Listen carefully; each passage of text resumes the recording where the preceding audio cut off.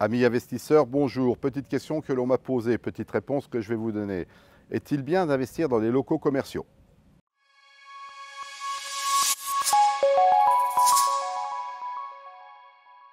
Alors, réponse, oui, car c'est de l'investissement. Comment? Pourquoi? Et ce rapidement.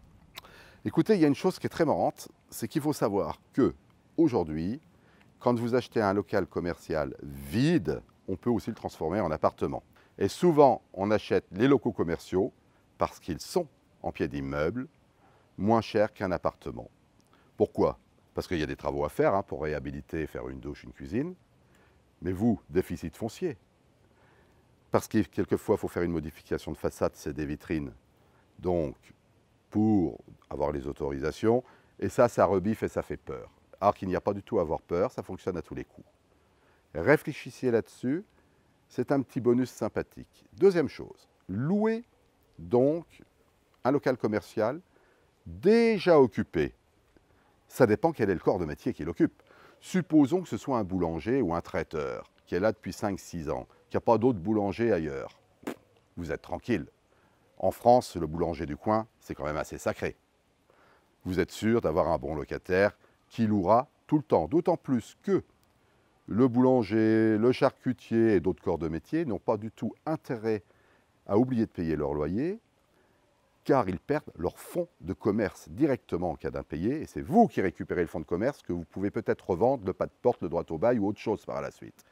Donc ça aussi, c'est ce qui s'appelle une sécurité. C'est pour ça que beaucoup de sociétés, beaucoup de foncières, comme Bureau Boutique, Immorente, Fimo, ont investi dans les bureaux et surtout dans les commerces pour cette sécurité, car on fait des baux qui s'appellent triple net, ce qui veut dire que le locataire a la charge de toutes les réparations jusqu'à son rideau de fer, doit payer également ses assurances et sa taxe foncière complètement, sans rien vous demander.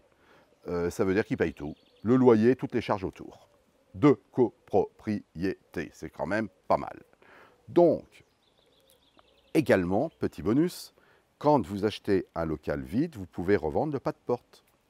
Et il existe des cas de figure où l'investisseur a revendu pratiquement le même prix d'achat, le pas de porte, c'est-à-dire le droit d'entrée, de son bien immobilier qu'il avait acheté de sa boutique.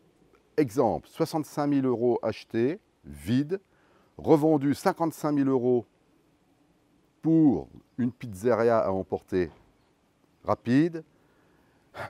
Ça lui a coûté que 10 000 €. Voilà, pour 10 000 €, louer 700 € par mois. Terminé, 10 000 € rapporte 8 400 € par an. C'est énorme. Réfléchissez bien à ça. Réfléchissez bien, car c'est important. J'espère que cette toute petite vidéo vous a ouvert l'esprit. Nous en reparlerons plus tard avec des spécialistes d'une manière beaucoup plus concentrée, condensée, qui vous permettra à ce moment-là d'appréhender pleinement ce que c'est qu'un investissement dans un bien commercial. Merci, au revoir.